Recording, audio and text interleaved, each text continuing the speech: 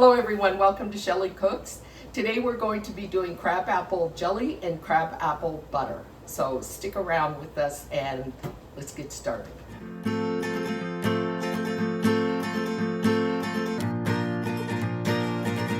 So I have gone ahead because I had the time. I've already gone ahead and taken our crab apples. I've removed the stem from them and I've cut off the blossom end. But it's the end with the little, not the end with the stem, but the end with the little blossom.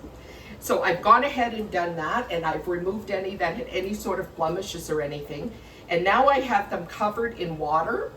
And what I'm going to do now, and just barely covered in water because we don't want to dilute the flavor too much, okay? So it's barely covered in water. Now what I'm going to do is I'm going to put this on the stove. I'm going to bring it to a boil, reduce the heat, and let it simmer.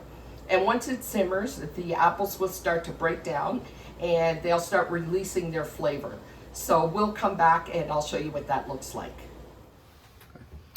So I'm going to remove these apples that have been used up out of this, and the broth that is remaining is what we are going to strain even further to make a nice clear jelly. Let's get this all strained, and then I'm going to prepare another strainer with some cheesecloth to put that the rest of this in, to strain it in, to make sure we have a nice clear broth. So we're all set. I have, I should show you the setup I have here. I have the strainer, and the cheesecloth. And now I'm just going to run this through here. Pour it all in here. Let it go through the cheesecloth, which will give us a nice clear broth, or a clear liquid. And still a few apples left in there, but that's all right. So I have another bowl here as well. So this is what we're going to do. Normally I would just put this in a pot and let it strain for a few hours.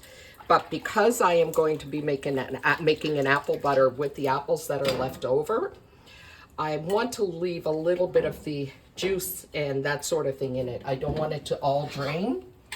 So, oh, this here is going to be beautiful pink color too, which I love. There. I used to have a strainer that I could actually sit over, that would just lap over the bowls and pans. But got kind of old and worn. I think I need to get another one. So I'm just going to move this around and let it strain. So this is what will actually make your jelly cloudy. Okay, so now I'm going to get it all back into a pot and add our sugar and get it all set. So here we have, I'm just using 4 cups of liquid of our apple juice that we strained off. And that is because it's one recipe requires 4 cups. And I'm using that because if you double or triple your recipes when you're canning, it can actually affect the gel. So, and you may not get the gel that you're looking for, that you need for a jelly or a jam for that matter if it were. So what I will be using in this is the low sugar, no sugar Pectin. And I'm going to put this in now.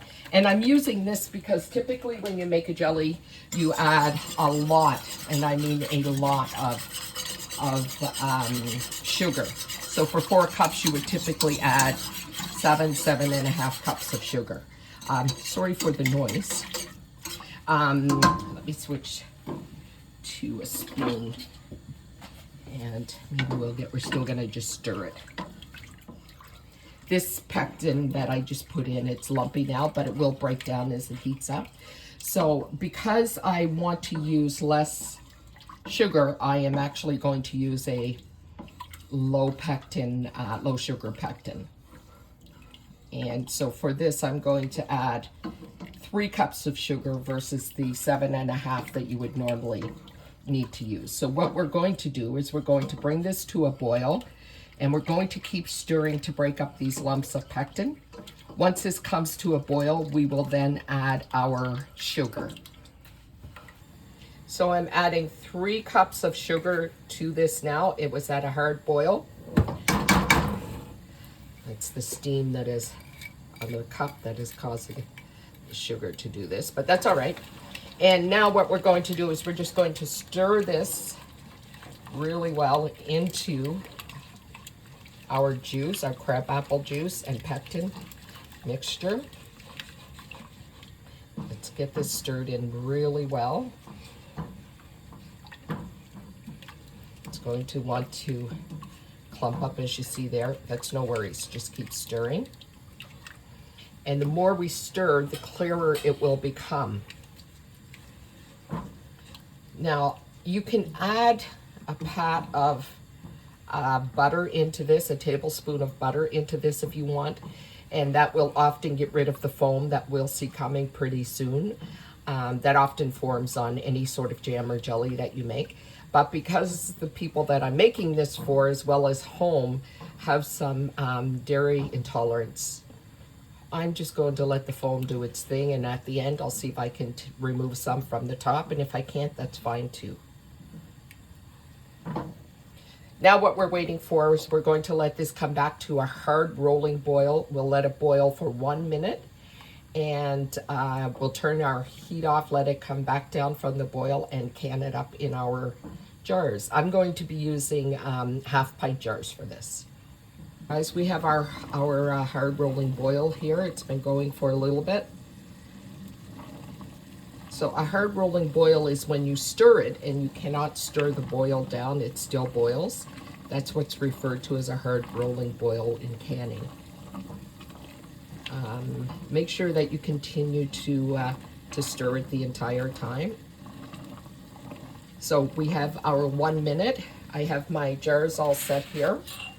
And what I'm going to do now is I'm going to actually jar this up. So we'll be back in a moment. So we are able to get, whoopsie, we're able to get, it's pretty good, 5 half pints out of that 4 cups. We're going to leave about a 1/2 inch headspace. The other thing I want to mention is that as you are canning this up, you may notice that it starts to gel and thicken up a bit, and it may not look so nice. Don't worry about that, because what'll happen is that when it gets in the hot water bath, and we'll put this in a hot water bath just for 10 minutes, that gel will actually liquefy again, and it'll all be clear. The other thing I wanted to mention is that you can also throw a cinnamon stick in with this if you want, just to sort of perfume it just a little bit. It'll have a very, very light cinnamon taste. So those are other options. So I am now going to, I have my vinegar here. As I tell you all the time, with anything sweet, just make sure that you really clean your rims well to ensure that you get a nice seal. And we will hot water bath this for 10 minutes. I'll show you what the jars look like and how pretty they are when we get back. And I still have lots more crabapple juice to work with, and I will keep batching this up and doing it.